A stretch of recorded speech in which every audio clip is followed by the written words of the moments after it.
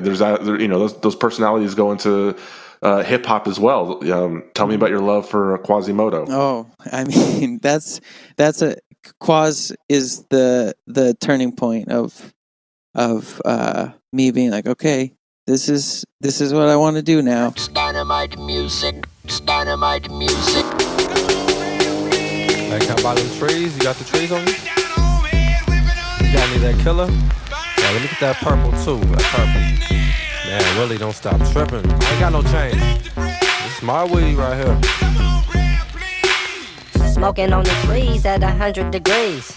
Never touch the breeze, just a sticky green leaf. Put it in the And like I said earlier, I was doing like sampling my live instruments on the SP505, and then I probably listened to Quas only, Further Adventures and The Unseen for a year. Like that was it all the time.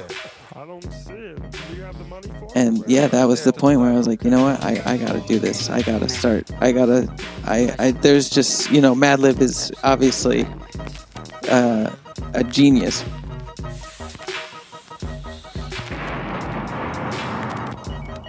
We can't mention Madlib because Quas is different. He was different. There was nothing like it at the time. That's true, but he still refers to Madlib as the producer of the beats.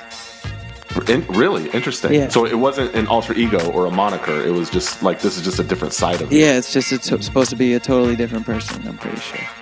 And that's what you felt was special. Yeah, I mean, yeah. And I just loved the sound of it. Again, like, it's funny you mentioned that Aphex Twin quote where he's talking about hearing music from aliens. And to me, that's almost what Quas was, is because I had never really heard anything like that, with the pitched up voice. And it's like he's saying like super, not all the time, but it's like heavy shit a lot of times, talking about like stabbing people or whatever. But the voice, with the pitched up voice, it's like so quirky, and it's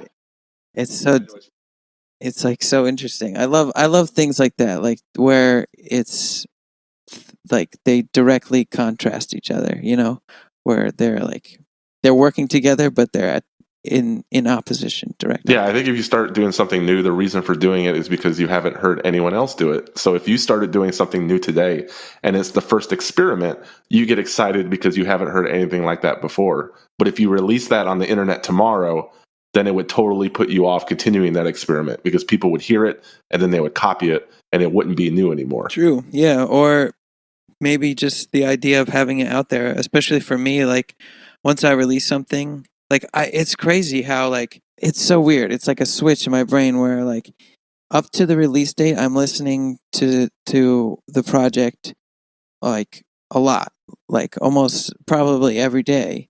And, whether it's past the final point, doing all the mixing beforehand, but then once everything's submitted, I'll still like listen to it and be like, okay, this is coming. I'm getting ready for it. And the day it releases, it's like, okay, time for the next thing.